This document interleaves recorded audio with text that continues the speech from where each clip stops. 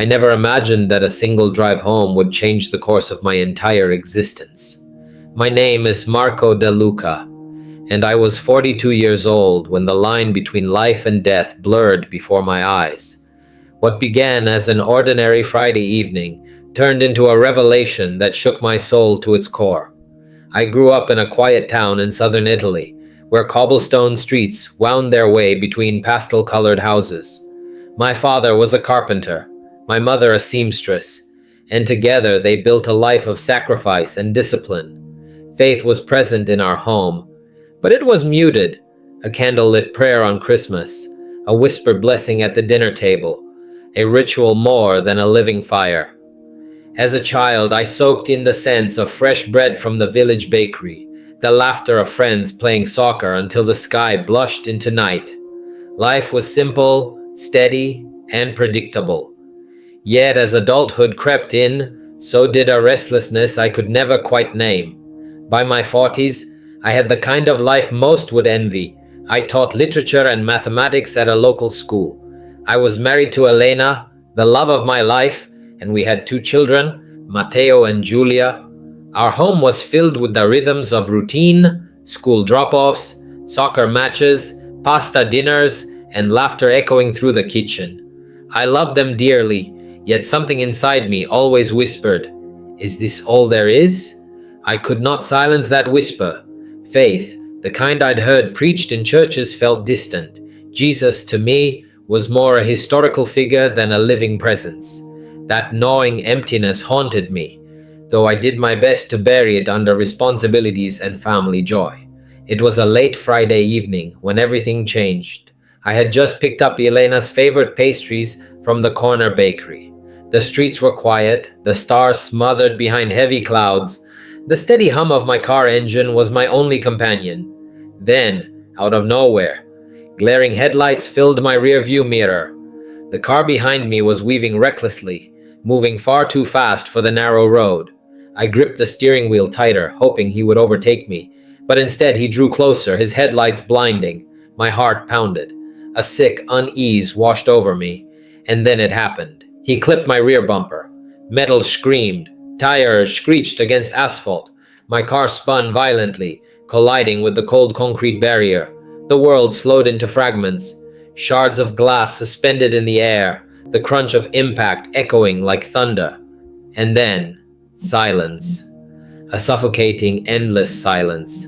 I felt my consciousness dim, as though I were being pulled into a deep ocean. I thought of Elena, of Matteo's laugh, of Giulia's bright smile. Their faces flickered in my mind, and I feared I would never see them again. Yet strangely, the fear began to dissolve. In its place came a warmth, a cocoon of calm that wrapped around me. Then, darkness. But it was not the kind of darkness I expected. This darkness carried peace. It was not void, but a stillness that held me as though I belonged. I drifted through it, time no longer a chain. And then, from within the void, a light appeared. At first faint, like a single star, in a moonless sky. It grew steadily brighter. The light was not harsh. It was welcoming, soft, like the warmth of a morning sun. I felt myself drawn to it, unburdened with every step. All the doubts, regrets, and fears that had plagued me melted away. And then I arrived. Before me stretched a realm unlike anything I could describe.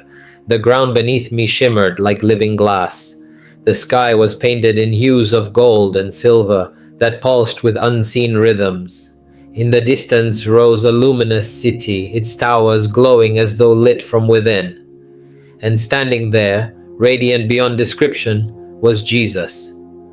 Though I had never seen him before, I knew instantly. His eyes, deep, tender, filled with understanding, pierced through every barrier I had ever built. I felt utterly exposed, every flaw, every fear, every hidden thought laid bare. Yet there was no judgment, only love. "Marco," he said, his voice like a melody woven into the fabric of creation. "You must see what others do not." As he spoke, the city faded. Before me unfolded visions of the earth, ordinary men and women living their daily lives. But layered over this physical world was another dimension, a realm teeming with spiritual activity. Angels stood guard over some, their light fierce and unwavering. Yet shadows crept in too, grotesque beings whispering lies, sowing doubt and despair. And then I saw it. The marks on the hands of each person, faint but undeniable, were signs. Some glowed with light, shimmering with grace. Others bore marks twisted and dark, burdened by deception. These marks, Jesus explained, are not of flesh, but of spirit. They reveal the state of the soul. Every choice, every word, every act of love or hatred leaves its mark. A chill ran through me. I thought of my own life. The doubts, the fears, the times I had chosen comfort over conviction. My hands felt heavy with unseen weight. Jesus placed his hand on my shoulder and peace coursed through me. Do not fear. You have seen what few are allowed to see. Now you must tell them. Tell the world that every moment is a choice between light and darkness. The time is short and many are blind. His words rang in my very soul, filling me with both awe and responsibility. And then the vision began to fade. When my eyes opened again, I was surrounded by chaos. The twisted wreckage of my car lay around me, glass glittering like fallen stars. Pain surged through my body, sharp and unrelenting. Voices shouted, paramedics calling instructions, hands reaching to lift me. I felt the night air against my face, cold and biting, yet inside I still carried the warmth of that radiant realm. They rushed me to the hospital. Weeks of recovery followed, physical therapy, long nights of pain, and endless hours of reflection. But even as my body healed slowly, something in me had already been transformed forever. I could not shake what I had seen, the marks on people's hands, the battle waged invisibly around us, the love in Jesus' gaze, every moment replayed in my mind, etching itself deeper into my spirit. At first, I told no one who would believe me, but one quiet evening I shared my story with Elena. She listened, her eyes wide, her hand gripping mine. When I finished, she whispered, "If this is what God has shown you, then we will walk this path together." Her faith gave me courage.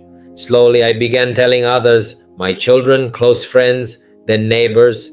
Reactions varied. Some listened in awe, others in skepticism. But I felt an unshakable conviction. This message was not mine to hoard.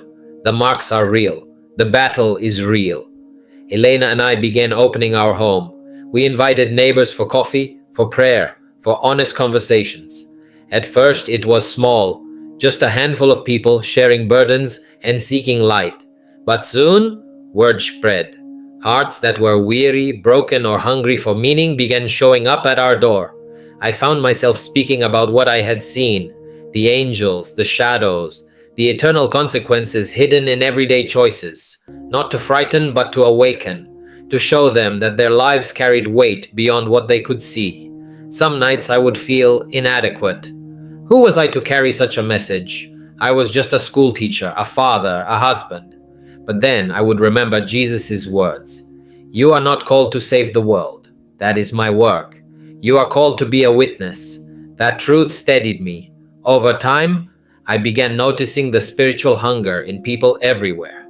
Behind a colleague's polite smile, I could sense despair. In a stranger's eyes, I saw longing. Even in casual conversations, I heard the echoes of battles raging unseen. The world had not changed, but I had.